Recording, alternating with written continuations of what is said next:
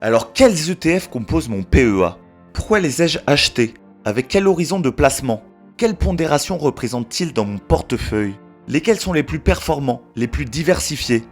Après j'imagine de longues semaines d'attente, je sors en ce jour l'épisode 3 de ma série sur les entreprises composant mon PEA. Pour rappel, les ETF y représentent 7 lignes et près de 40% de la valorisation globale de ce dernier.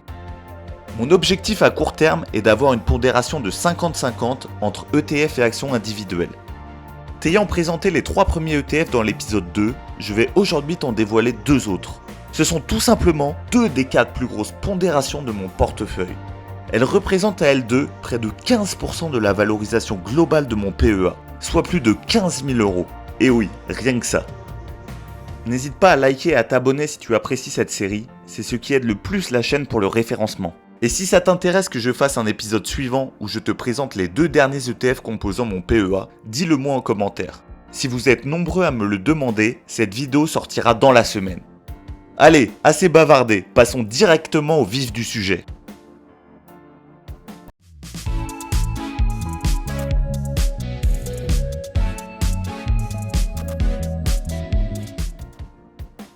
Pour ce qui est de l'actualité boursière de ces derniers jours, les marchés financiers sont sur le qui-vive, notamment dû à la découverte du nouveau variant Omicron.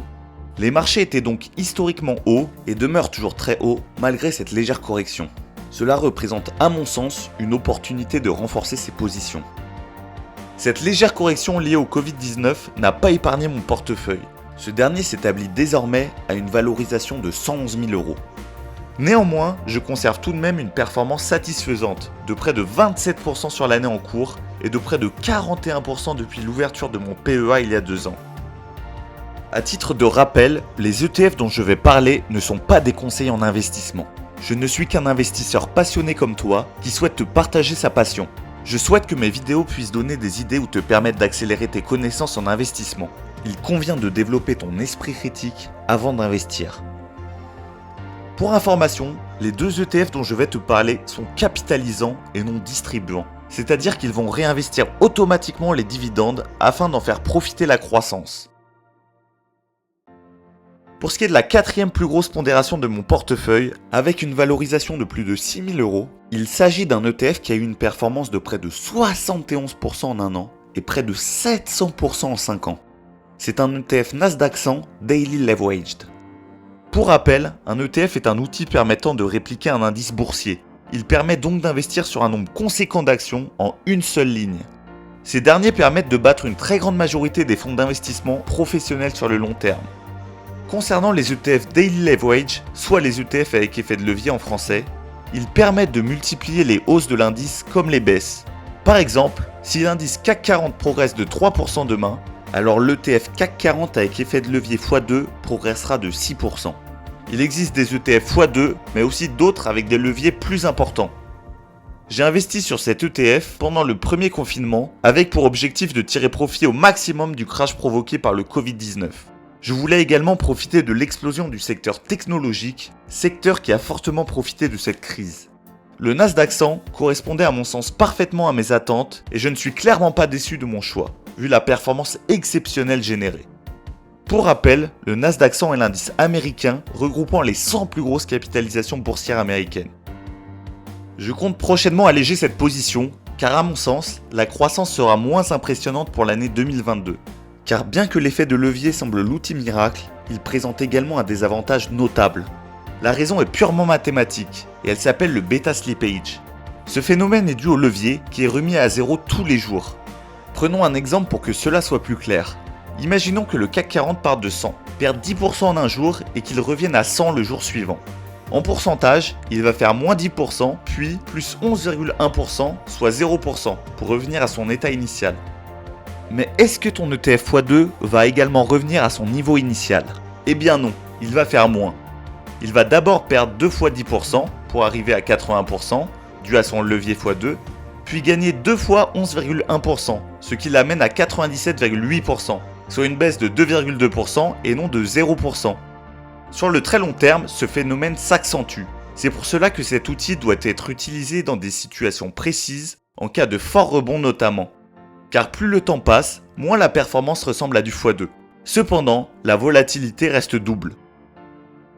En ayant conscience de ce phénomène, rien ne sert de diaboliser ce type d'outil. Il reste d'après moi un outil très performant lorsque l'indice est haussier avec peu de volatilité. Dans ce cas, le x2 de ces indices va prendre le dessus sur le phénomène de beta slippage. C'est notamment le cas avec les indices américains comme le Nasdaq 100 ou le S&P 500. Observons par exemple la performance de l'indice S&P 500 sans levier et avec un levier x2 depuis 1950. Nous constatons que la croissance est telle que même avec ce phénomène de beta slippage, l'ETF avec levier permet de largement surperformer. Nous constatons que la performance annualisée depuis 1950 n'est donc pas totalement multipliée par 2, bien que la volatilité le soit. A noter également que les frais courants des ETF à effet de levier sont souvent supérieurs à ceux sans levier, mais ils restent tout de même amplement inférieurs aux frais proposés en banque pour n'importe quel produit financier. Pour synthétiser, je pense donc qu'il peut être intéressant d'investir sur ce type d'outils, mais principalement en période post-crash, ou si tu as une grande confiance en la croissance de l'indice dans lequel tu investis. Le numéro 2 en termes de pondération dans mon portefeuille, représentant plus de 8% de la pondération de mon PEA, est un classique. C'est à mon sens l'ETF à détenir si je devais n'en garder qu'un. Il permet de s'exposer facilement à l'économie mondiale tout en bénéficiant d'une performance plus que correcte. En un an, l'ETF a eu une performance de près de 29%. Il permet une exposition à près de 1700 valeurs mondiales en une seule transaction. C'est bien entendu, tu l'auras probablement reconnu, un ETF répliquant l'indice MSCI World. Les entreprises présentes dans l'ETF sont situées dans des pays développés. Cet ETF me permet de me diversifier en une ligne, que ce soit en termes de géographie ainsi qu'en termes de secteur d'activité. C'est relativement rare pour être souligné. J'ai personnellement opté pour l'ETF de chez Amundi plutôt que celui de chez Lyxor, ces deux émetteurs proposant la majorité des ETF éligibles au PEA, car les frais courants sont de 0,38% contre 0,45% pour l'ETF de chez Lyxor et l'encours est bien supérieur. Je conclurai en répondant à une question que l'on me pose régulièrement dans les commentaires concernant mon courtier. Il s'agit de Bourse Direct. C'est à l'époque où j'avais ouvert mon PEA, celui avec le moins de frais, et je crois que c'est encore le cas.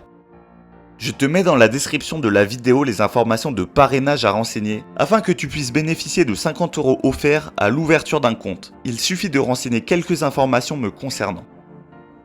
N'hésite pas à me dire en commentaire si le format te plaît, si c'est le cas, la suite arrive cette semaine. Merci encore une fois à tous pour vos retours, n'oublie jamais que tu en es capable et moi je te dis à très vite.